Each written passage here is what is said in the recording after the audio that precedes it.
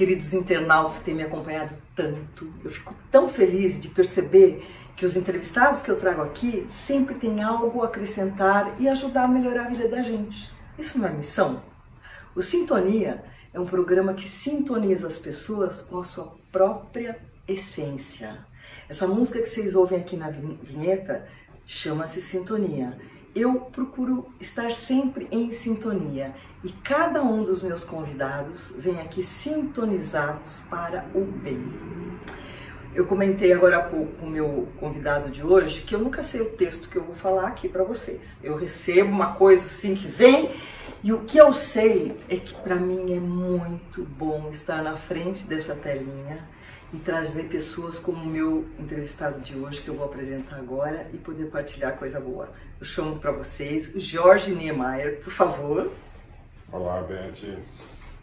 Como vai você? Muito bem-vinda ao meu templo, à minha gravação, ao meu programa. O Jorge é uma pessoa que eu não conheço há muitos anos, mas esse pouco tempo que eu tenho convivido com ele, não muito, tanto quanto gostaria, já deu para criar assim uma sinergia, uma empatia inigualável. É verdade, você tem uma energia fantástica, Beth. Isso é um fato. Eu fico muito agradecido pelo teu convite. Aproveite e falar oi para os nossos internautas. E também quero dar um oi para os internautas. Eu estou muito gratificado de estar aqui com vocês. E espero que a gente tenha um conteúdo que traga valor para vocês. Sempre. E depois eu conto o que o Jorge veio fazer aqui. Primeiro eu vou falar quem é ele. Tem tanta coisa, gente. O Jorge, ele acaba de lançar um livro, que nós vamos mostrar aqui para vocês. Ele é empresário, influencer e palestrante. SEO da Multilink, importação e exportação na área de comércio exterior.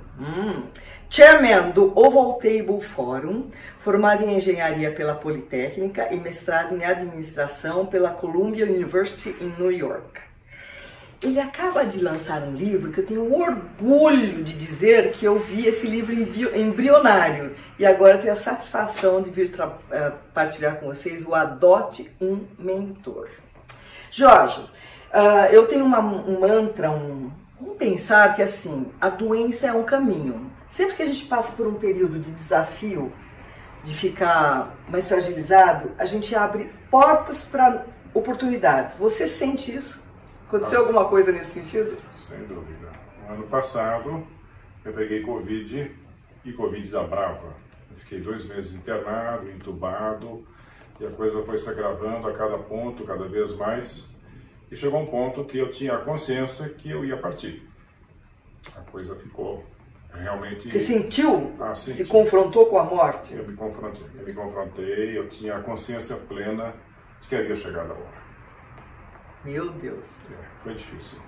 Mas aconteceu um milagre. Depois, se vocês quiserem saber mais detalhes, o meu caso ficou até conhecido, apareceu uma entrevista no YouTube, então é só vocês me procurarem no YouTube e vocês conseguem ver tudo o que aconteceu. E quando eu saí do hospital, o médico mesmo virou para mim e falou assim: Jorge, você está saindo aqui hoje fruto de um milagre, porque nós estamos todos convencidos... Dado por perdido? Dado por perdido. É que eu estava entrando em septicemia. Nossa. E aí realmente é irreversível. Então, para fazer jus aqui ao nosso programa Sintonia, que não traz nunca mais notícias, olha que boa notícia que o Jorge está trazendo. Ele que ficou frente a frente com o outro lado, está aqui hoje podendo falar, contar da sua experiência e com uma obra no mercado, exatamente, que já é um best-seller. Uma coisa eu te digo, quando você passa por essa experiência que eu passei, muitas coisas alteram a sua vida. E a primeira que eu posso dizer é que nem minha bússola. Eu mudei o meu propósito de vida depois dessa experiência. Entendi. Quando eu estava no leito, eu até conversei comigo mesmo. Se eu sobreviver e voltar, eu faço questão de mudar meu propósito de vida no sentido de ampliar a minha contribuição à sociedade. E foi isso que eu me propus e agora estou executando isso. Então, na verdade, esse livro se encaixa exatamente dentro dessa proposta. Nova proposta Nova de proposta, vida. Que o grande flagelo do Brasil é a desigualdade social. Sim. E a desigualdade social é fruto da má educação. Então, eu sou mais da teoria, em vez de dar o peixe, ensinar a pescar. E eu acho que esse livro tem justamente esse objetivo, é ensinar a pescar os jovens. Porque eu tento transmitir nesse livro 7 décadas de conhecimento, de experiência e de sabedoria. Então, todas as coisas que aconteceram, não só comigo, mas talvez eu tenha um diferencial, que é o poder da observação. Então, eu consigo observar o comportamento do ser humano de uma forma organizada, e depois eu aprendi também com Alvin Toffler, que foi o grande criador dessa frase Connecting the Dots, que depois foi tão usada por Steve Jobs. E eu consigo conectar os pontos.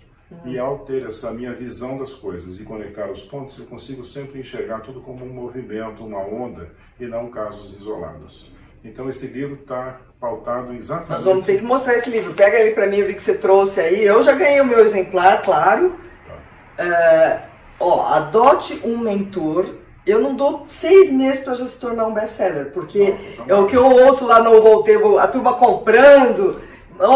Por favor, isso não é só para jovens, porque eu comecei a ler e já fui me vestindo de algumas coisas. É verdade. Jorge, a própria Cristina Carvalho Pinto diz, ela tá, nossa, Cristina, beijo, tá para voltar aqui no programa. E ela diz, esse livro serve para de 14 a 114 anos. 114 anos. Exatamente. Eu queria somar ao que você acabou de dizer, que você tem algo que a gente não compra na escola e que a gente deve ao tempo. São essas 7 décadas que você falou que tem, que eu também tenho, que é um apanhado que a gente faz de vida, daquilo que a gente experienciou, e você provavelmente condensou isso nesse livro numa forma de agora ajudar aos outros. Exatamente. Não é isso? Exatamente. Eu brigava com meu pai, porque eu queria ter razão, sabe? A Ariana, assim, metida, adolescente. E ele falava, pode brigar sozinho, porque você só vai poder estar comigo equiparado quando você tiver a minha idade. E não é? A nossa idade traz a sabedoria.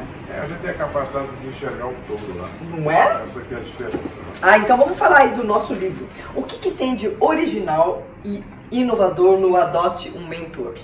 Em primeiro lugar, são 3 grandes capítulos. O primeiro capítulo é A Vida é Feita de 15 Fases. Eu não conheço ninguém que elaborou esse conceito. E tudo isso vem por observação do comportamento humano. Eu não sou psicólogo, sou engenheiro, administrador, então é observação de comportamento humano, que a vida é feita de 15 fases. É como se fosse, digamos, um avião. As primeiras 8 fases, você está crescendo e decolando. Depois vem a fase 9 a 12, é o voo de cruzeiro, vamos chamar assim.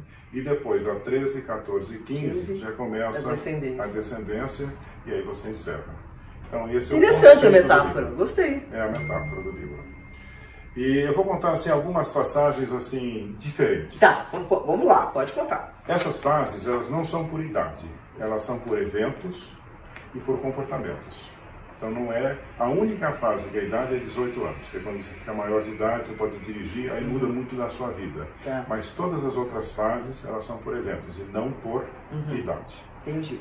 Mas aqui para a tua audiência, por exemplo, da idade de 0 a 10 anos, que são 3 fases, não é uma fase só, são várias fases diferentes. Eu vou fazer a pergunta para vocês. Qual é a preocupação, a orientação que os pais devem dar, a mais importante na criação dos filhos? É a minha visão. Tá? Poucas pessoas respondem essa pergunta da forma com que eu respondo. Tá.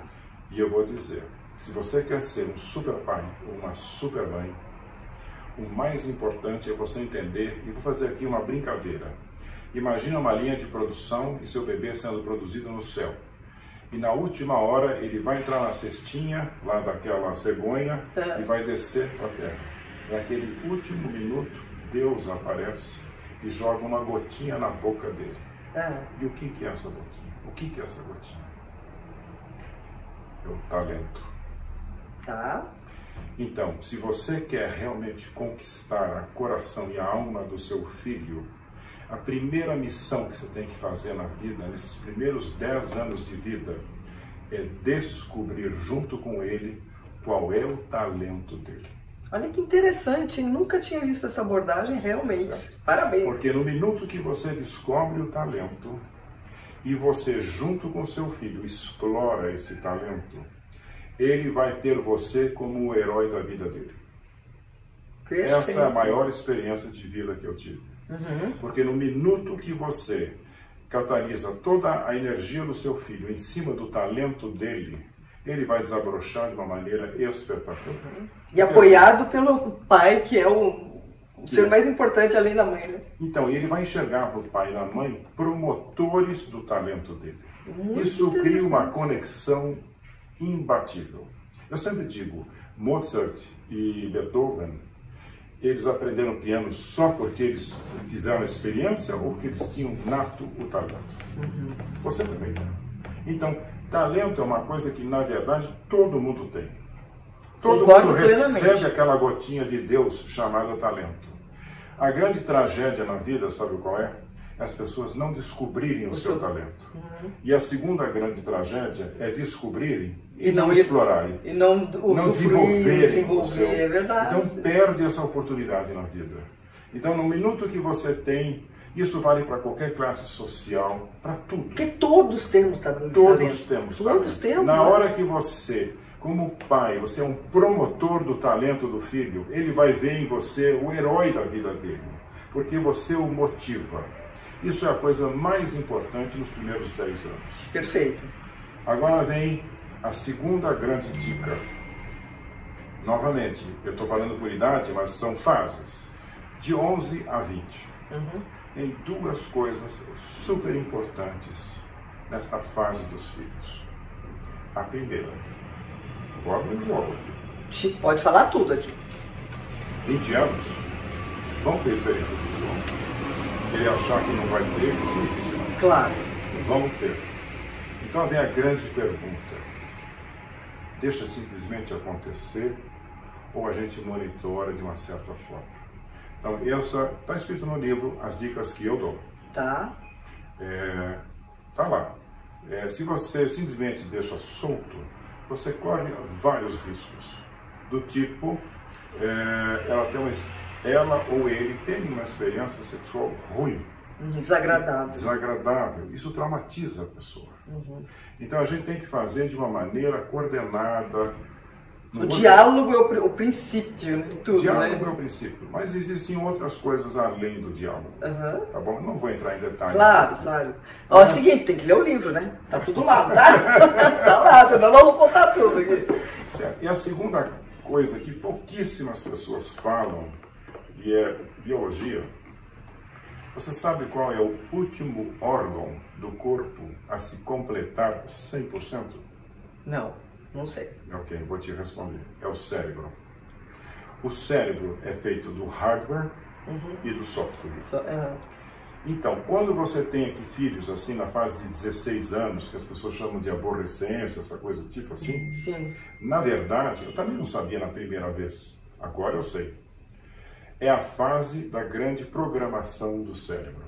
Então, aquele filho que está com sono, aquele filho que está chato, na verdade, o que está acontecendo é biologia pura. Simplesmente está programando o cérebro. E esses ataques de mau humor, essas coisas todas acontecem porque a programação não está completa. Cai em buracos. Faz parte, então, Faz parte da vida. Eu me lembro como pai, um domingo de manhã, sol lindo de maravilhoso, eu entro no quarto do meu filho e falo assim, cara, que você está dormindo? Vamos acordar, vamos jogar tênis. Tá aí, sol maravilhoso. Ele, vai, vou com sono. Eu ficava bravo. Porque a gente não tem essa visão naquela época. A gente não tem essa visão. Hoje eu digo, gente, você tem um filho de 16 anos, está dormindo, não quer ser interrompido, vira para ele e fala assim, dorme, se programe, pelo amor de Deus. Isso mesmo. Então você está retratando o que eu estou vivendo com minhas netas, que querem ficar lá na cama, morgando. Mas é isso. Tem que deixar. Então a educação inteligente é deixar, que está se programando. Quanto mais cedo se programar, menos mau humor vai ter e mais completo vai ser a pessoa mais cedo. Poucas pessoas falam disso. Nossa, com poucas palavras você já deu duas excelentes dicas, hein? Muito interessante. Como não vai dar pra gente falar de todas as fases até chegar ao final, uma coisa que me chamou a atenção no livro é sobre a inteligência. Dentro do meu paradigma, né, eu teria a inteligência do QI intelectual e o emocional, e para mim terminaria ali. Mas não, o Jorge cita 5 tipos de inteligência. Eu gostaria que você falasse um pouquinho disso. Eu concordo com você. Durante os meus 50 anos da minha vida, eu sempre dizia, existe a inteligência racional, que é o tal do QI, e depois a inteligência emocional. Eu sempre enxergava que os primeiros 25 anos da vida das pessoas, o mais importante é ter a inteligência racional, porque ela permite você aprender as coisas, aprender você passar no vestibular e a escolher a faculdade que você quer. Porque se você não tiver o QI certo, você nem passa no vestibular, você quer ser, sei lá, engenheiro, ou médico, ou advogado, mas se você não tem inteligência, você nem chega lá. Então a inteligência racional, ela é muito importante nos primeiros 25 anos da vida da pessoa. Depois ela se forma e ela começa a se relacionar com pessoas. Aí passa a ser uma outra dimensão, que é a inteligência emocional, que é como lidar com pessoas. Na verdade, a inteligência emocional é como se fosse assim, um marketing, é como a sua venda ao mundo. Como é que você se apresenta ao mundo? Você se apresenta agradável, quer dizer, quando a pessoa chega, todo mundo recebe bem, porque ela sabe chegar, ela sabe, no fundo, se vender. E eu achava que isso era o completo da vida. Aí aconteceram coisas incríveis na minha vida. A primeira foi, na verdade, existe um negócio chamado EQM, Experiência de Quase Morte. Para mim aconteceu um fenômeno muito raro na vida. É como se fosse o raio caindo 2 vezes no mesmo lugar. Há 20 anos atrás, eu tive um acidente, eu caí de uma cachoeira e faleci. Ali teve realmente parada cardíaca e parada respiratória. Aí a coisa foi muito... Ela foi assim, segundos. E se vocês olharem aquele vídeo, vocês vão entender o que aconteceu. Eu tive a experiência nos primeiros 10 minutos, desculpa dizer isso, pós-morte. Nossa, 2 vezes aconteceu com a mesma pessoa, interessantíssimo. A primeira aconteceu por acidente. Mas graças a Deus, os médicos conseguiram forçar o meu coração a voltar depois de... Deus falou assim, ó, tá na sua hora, fica aí mais um pouco. É isso aí. E aí depois eu tive ano passado, agora não por acidente, mas por doença, uma situação diferente. Mas foi muito forte, muito intenso. Eu confrontei novamente pela 2ª vez. E aí, de repente, apareceu, desenvolveu, sem eu fazer nada, a inteligência que eu chamo de inteligência espiritual. Assim, ela veio a mim, não é que eu procurei, ela aconteceu. Aí você vai dizer, mas o que é inteligência espiritual? Hoje eu digo com muita tranquilidade, é escutar a sua alma. Bela frase, escutar a sua alma. E de que maneira a gente escuta a alma? Olha, eu não aprendi, aconteceu, não sei ensinar, aconteceu. E hoje em dia eu aprendo, eu escuto a minha alma. Isso para mim é uma paz de espírito. Você se aquieta. Eu me aquieto.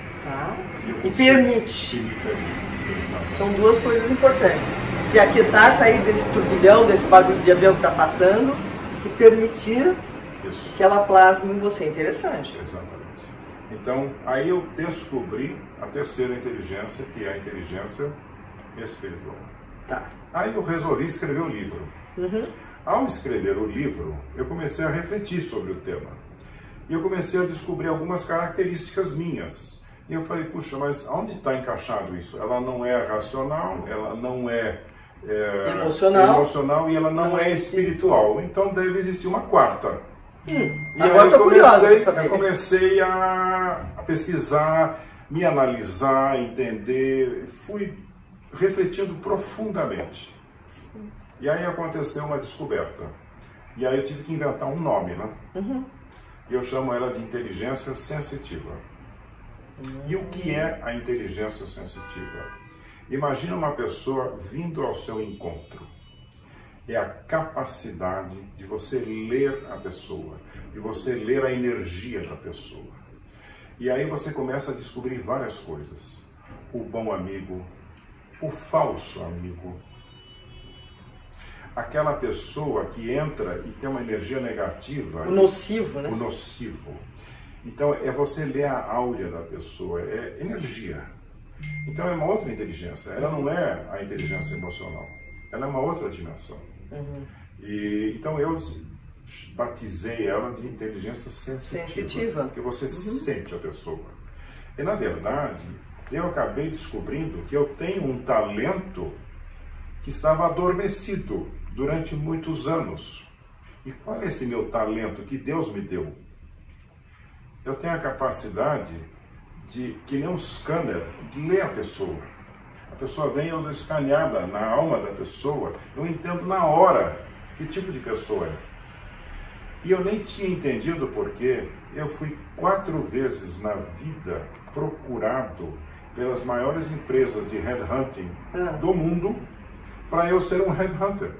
Tá. Eu fui para a Europa, fui para os Estados Unidos ser entrevistado pelas 4 grandes do mundo, porque eles identificavam que eu era uma pessoa que tinha essa capacidade de sentir as pessoas, ou entender as pessoas, que para um headhunter é maravilhoso. Claro, ele vai fazer a melhor escolha, né? Vai fazer a melhor escolha. Então você vê, e eu não tinha essa consciência que eu tinha esse talento, outras pessoas enxergavam. Ele estava em você. Ele estava em mim. Você não foi num bazar e comprou, ele veio junto. Ele veio junto. Estava encoberto. Ele estava encoberto. Mas é umas tragédias, tá vendo da vida? Mas eu posso demorei, falar uma frase? Eu demorei 60 anos. Qual é o meu mantra antroposófico? É assim, todo mal... Tem uma coisinha tocando aí, né? É o seu celular, né? Todo mal é um bem deslocado. Vocês estão percebendo que o Jorge conta 2 experiências de quase morte e em que resultou isso. E com tudo isso você ainda foi descobrindo coisas que você nominou à sua maneira e que vão se tornar, porque tudo que está aí alguém criou, depois alguém vai copiar. Assim como você criou agora 5 inteligências, certamente elas serão citadas por outros autores, vão se aplicar. Então, e o que aconteceu? Esse mal que você passou, um mal entre aspas, de ter quase morrido pela Covid ou por esse acidente, se transformaram a curto, médio ou longo prazo num bem, Jorge. Se hoje, nesse momento aqui, eu também estou percebendo sua aura, tá tudo aí. Você transformou o mal num bem e o melhor de tudo, você vai compartilhar através desse livro Adote um Mentor. Porque tá tudo aqui, né? Exatamente. Tudo que ele tá falando tá aqui. Tá tudo aí. Vou conferir depois. Mas vamos continuar. Tá faltando 2. Não, eu falei 4. Tá, 4, verdade. Falta só uma. Aí, falei, ok, agora eu descobri a 4ª, então, que é a inteligência sensitiva. Aí eu comecei a observar outras coisas. Eu falei, puxa, mas esse fenômeno que eu estou observando, ele não se encaixa em nenhuma outra. Então, cheguei à conclusão, cabeça de engenheiro, né? Deve existir uma 5ª inteligência. E aí eu comecei a pensar, a refletir sobre ela e tive que dar um nome. E eu batizei ela de inteligência paranormal. Nossa, mas você já transcendeu, né? Mas eu vou te dar exemplos, tá bom? Tô curiosa. Há alguns anos atrás, eu fui assim... encontrado com a palavra sincronicidade. E desde que eu conheci esse termo e comecei a conviver com ele, eu comecei a vivenciar experiências de sincronicidade. E é impressionante como a minha vida mudou para melhor. E como eu entendo de física, no fundo eu vejo que a sincronicidade, eu chamo isso de física quântica. Então, é a capacidade de acontecerem eventos fora do seu controle, que você diz assim, isso é coincidência ou realmente é uma força maior, é uma capacidade de você atrair essa força? Hoje eu estou convencido que eu tenho essa capacidade de atrair e acontecem coisas na minha vida, o próprio fato de a gente estar aqui não deixa de ser uma experiência de sincronicidade. Totalmente. Você concorda? Nós não sabíamos nada um do outro alguns tempos atrás. 2 anos atrás? 2 anos atrás. 2 anos atrás. Ele me achou no LinkedIn, tá, gente? Quem podia imaginar que a gente estaria hoje aqui conversando? Para mim, isso aqui é um evento de sincronicidade. E agora eu vou dar um exemplo prático, que as pessoas até acham, pô, esse cara está demais. Eu, hoje em dia, e é uma realidade isso, toda vez, é o poder da mente positiva. Uma dica que eu dou para todo mundo, hein? Atentem. Toda vez que eu entro num estacionamento de shopping, a primeira pergunta que eu faço para mim, cadê a minha vaga? Nossa, como nós temos coisa parecida. Aí eu ando. É uma questão de menos de 2 minutos, de repente tem um cara saindo e eu vou lá e paro o carro. Isso acontece. E eu tô assim, olha, sabe, eu acabei de me voltar... emociona o que você está falando. Mas me emociona, sabia? Porque nós temos uma situação empática de vida. É. Temos.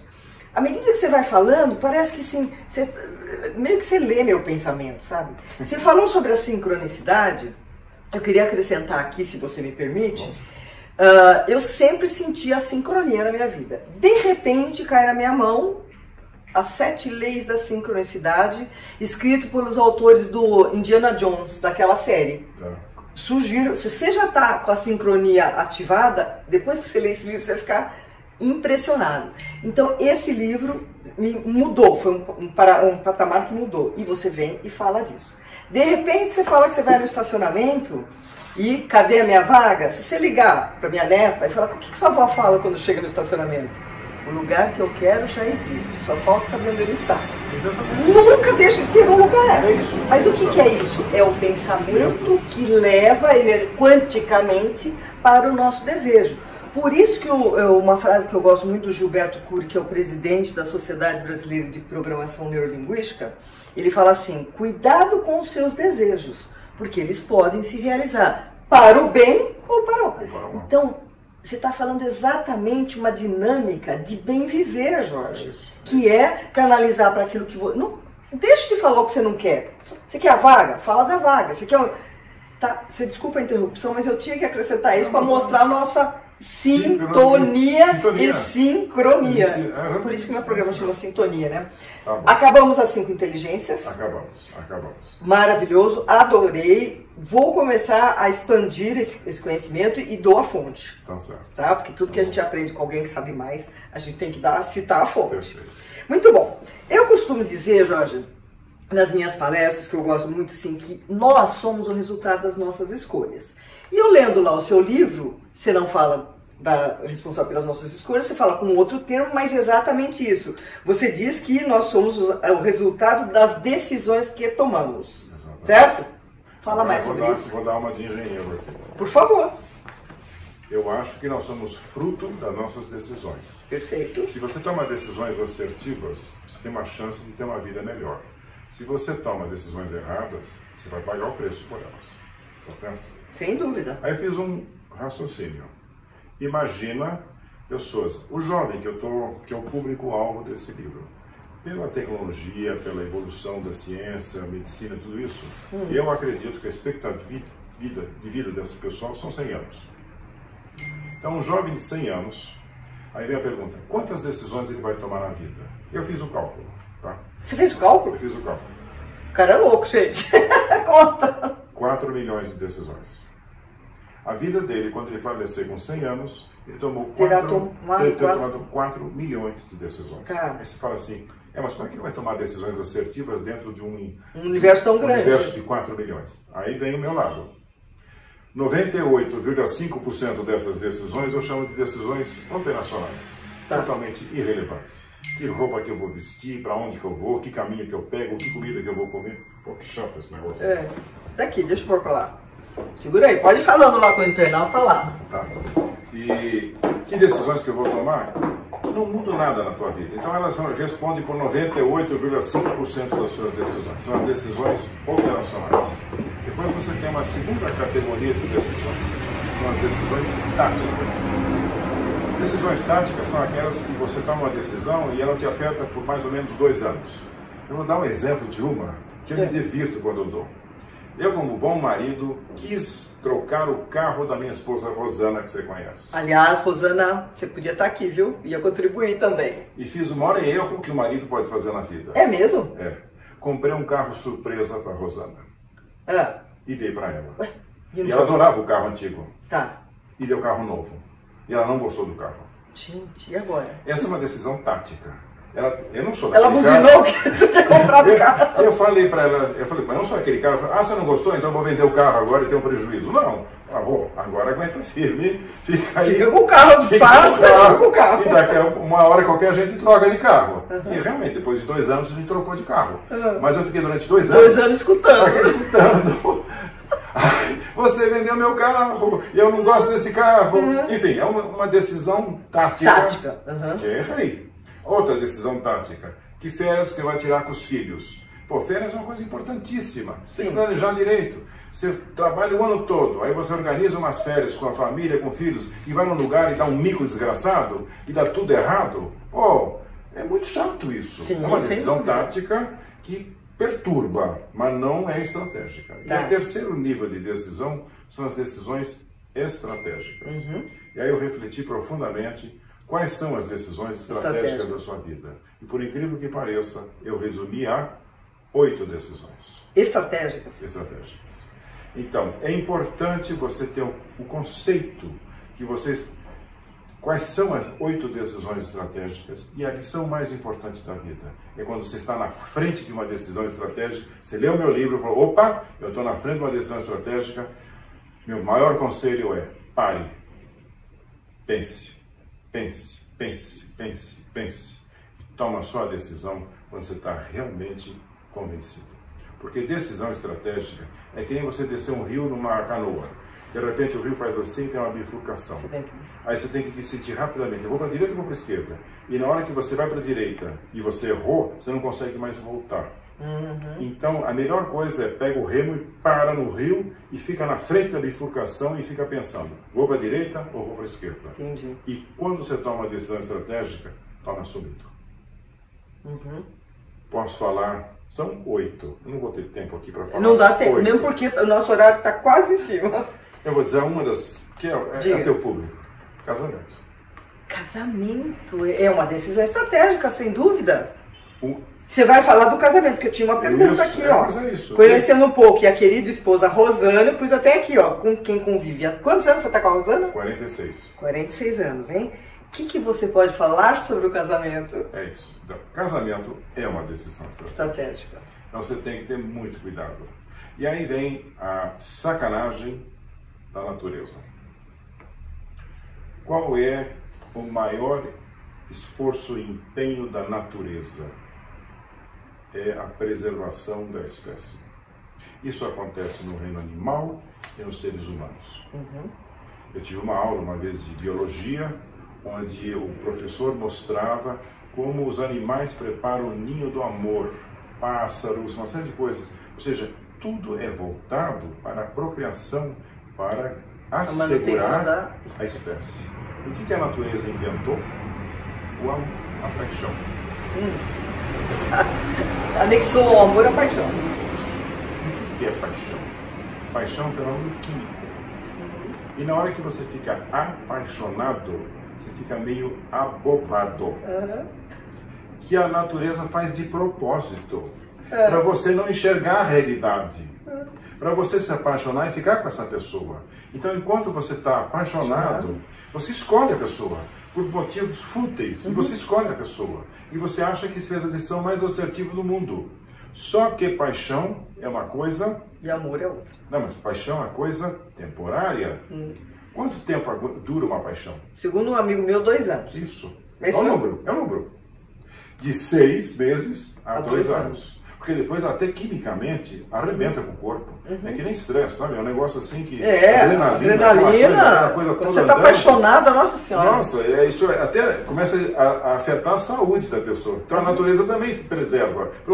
Já quando você está apaixonado, já procriou, está segurada a procriação, agora pode desapaixonar, vamos chamar assim. E o que acontece depois que passa a paixão?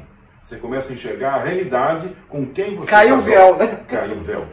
E aí vem o grande problema, porque a maioria dos casamentos acaba. Eu posso assegurar que agora eu vou no casamento dos filhos dos meus amigos. Casamentos assim, milionários, festa para 1000 pessoas, não sei o quê. Passa 6 meses, passa 1 ano, o que aconteceu? Separaram. E separa assim com uma facilidade. Você fala, como é possível? Como é possível uma coisa dessa?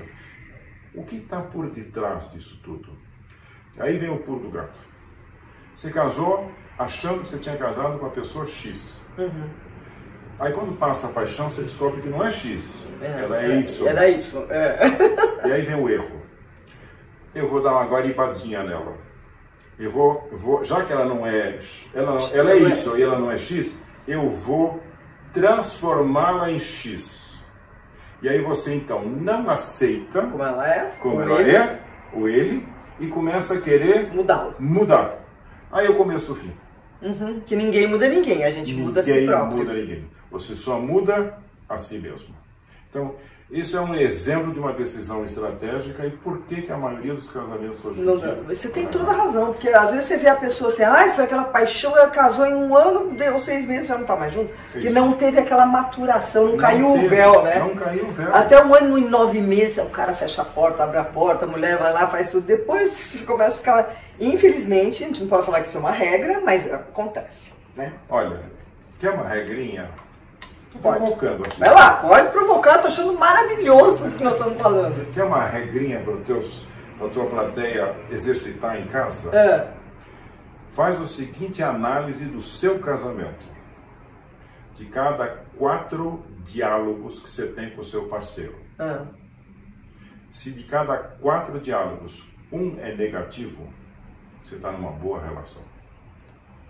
Se de cada 4 diálogos, 2 são negativos, a coisa está meio... Mais para mais do que para menos, não é para menos do que para mais. Não, e se você tiver habilidade, você continua... Eu também já tive minhas fases de... É lógico, gente. Não é um passeio no parque. Isso não é um passeio no parque.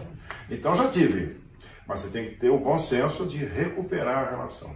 Agora, se está 3 negativos para cada 4 interações que você acendeu o sinal vermelho. Já vermelho. Para mim, é uma questão de tempo e vai acabar. E quando chegar no 4x4, então, já estou se aproximando. Já acabou e está só mantendo a sua aparência. Mas é muito real. Vocês perceberam, gente, que e tudo isso está no livro. Você fala aqui do casamento também. Sim, tudo. Esse livro ele é muito, assim, ele expande muito abrangente e ele expande para várias vertentes. Estou ansiosa para terminar seu livro. Vai ser a minha atividade do final de semana. Por último, encontra onde? Olha, o melhor lugar é na Amazon. Porque o problema é o seguinte, um fenômeno que está acontecendo agora. Por causa da pandemia, muita gente escreveu livro, ficava em casa, e agora todo mundo lançou livro. Então lançaram assim 5 mil livros. Eu estive na Bienal do Livro, aquilo é um caos, da quantidade de livros novos que tem. E as livrarias estão completamente abarrotadas de quantidade de livros. E as físicas acabaram fechando, né? A física. Então, eu mesmo fui já em 9 livrarias, cadê meu livro? Não estou... A distribuição é péssima. Não dão conta. Não, mas o mais prático mesmo é pela Amazon. Vai pela Amazon, tá lá. E adote um mentor, Jorge Niemeyer. E Jorge, antes da gente encerrar, porque a gente já estourou o tempo, eu queria que você falasse 1 minutinho do Oval Table Feminina, que é um grupo que eu fui honrosamente convidada. Consegui contribuir com umas 10, 15 mulheres lá. E de lá umas 30 já estiveram aqui. O Oval Table está sendo uma coisa muito bacana em prol de uma coletividade feminina, de engajamento. Conta um pouquinho pra gente. Na verdade é um guarda-chuva maior. O Oval Table hoje compreende 800 pessoas. Feminino? Não, o total. Porque tem a masculina também. Tem masculina também. Tá. Então nós temos mais ou menos 100 pessoas do setor público e 700 do setor privado. Mas nós temos a nível federal, a nível estadual, a nível municipal. Então, o prefeito de São Paulo está, o governador de São Paulo está, ministros estão. Esse é o setor público. Depois tem o privado. E dentro uma outra classificação entre mulheres e homens. Nós estamos hoje com 250 mulheres 250 e 550 homens. Maravilha! Então você percebe que não só através de um livro ele está ajudando, como você tem uma missão muito maior do que você pode imaginar. Eu queria que você olhasse bem lá nos olhos dos nossos internautas, que é aquela bolinha ali, e desse, não é conselho, porque conselho se fosse bom a gente vendia, né? Que você desse uma mensagem que marque, que contemple esse momento que você está vivendo. Olha, a mensagem é muito profunda e simples. Sejam a vida inteira, seja com 5 anos, seja com 90 anos, sejam sempre alunos e mestres. A vida moderna de hoje, você tem que constantemente aprender. Você tem que vestir o chapéu de aluno. E ao mesmo tempo, à medida que você vai crescendo e ficando mais maduro, você também tem que se doar e ser o mestre e ajudar as pessoas. Isso ajudar os seus vizinhos, os seus filhos, sua família, seus parentes, seus colaboradores, a moça na feira, sempre dar orientações positivas para eles terem uma vida melhor. Então, quando você tem esse mix de ser aluno para aprender tecnologias novas, coisas novas, não pode se acomodar. Tem que estar sempre vestindo o chapéu de mestre e de aprendiz. Esse que é o melhor recado que eu posso dar. Muito bom, e eu gostaria de deixar aqui, acrescentar o seguinte: quanto mais a gente faz o bem, não só por nós, como para o outro, mais, não é que a gente faz para ter o retorno, mas mais a energia fica apropriada para que a gente receba essas bênçãos. Então, nós somos da mesma idade, tá? 7 décadas, certo? Isso, exatamente. Vocês percebem que a maturidade e o grau de conhecimento que a gente vai adquirindo ao longo da vida é o maior patrimônio que a gente pode ter, porque ninguém tira o conhecimento que eu adquiri ou que o Jorge adquiriu para poder escrever um Adote um Mentor. Então, cuidem de sempre em busca de saber mais, porque vocês aprendendo como alunos da vida, vocês se tornarão mestres da vida. Exatamente. Não é isso? Exatamente. Eu estou encantada de poder ter tido essa oportunidade de estar aqui com você. Você sabe que eu te admiro demais. Rosana, deixo aqui meu beijo. Meninas, eu sei que as minhas todas vão assistir. Isso aqui vai ficar no nosso canal do YouTube. Jorge, um dia você vem aqui, pode falar mais sobre esse livro e que este seja o primeiro de muitos. Eu tenho um capítulo que a gente não vai falar agora, que acabou o tempo. Nossa, já estou. Muito forte. Felicidade. Felicidade? O que é a felicidade para você? Já estourou mesmo? Não. É profundo e é demorado, porque eu demorei quase que 70 anos para entender como chegar na felicidade. E eu cheguei, graças a Deus. Você chegou? Você vê. É até uma mistura de inteligência espiritual, com paz de espírito, é uma série de coisas. A felicidade para mim é isso que você está falando, é paz de espírito, você está bem consigo. Isso, e aceitar, porque assim, a intolerância te deixa infeliz. Então, eu acho que só isso já vale um capítulo inteiro. Viu? Então a gente volta aqui com o Jorge para falar sobre a felicidade. Eu até gostaria, ai gente do céu, olha lá, nós estouramos quase 15 minutos. Meu Deus. Eu ia tocar uma música que seria Wonderful World, do Louis Armstrong, eu ia tocar piano para vocês. Então fica na intenção. Tá bom. E você volta e super obrigado. Foi muito bom esse bate-papo. E vocês que estão aqui acompanhando a gente, o meu canal do YouTube, quiser se inscrever, não quiser também não tem problema, mas compartilha. Porque quando a gente compartilha uma boa notícia, a gente multiplica. Não é isso? É verdade. Então vamos multiplicar o bem, porque de notícia ruim a gente tá cheio, né? Nossa. Obrigado a vocês e até a próxima quinta. Muito obrigado. Estamos sempre juntos. Espero que tenha contribuído com valor para vocês. Tá bom? Muito. Você não tem ideia. Gostei demais. Que bom. Estou muito feliz. Tá bom. Valeu, gente. Até mais, gente. Muito obrigado. Um beijo em você.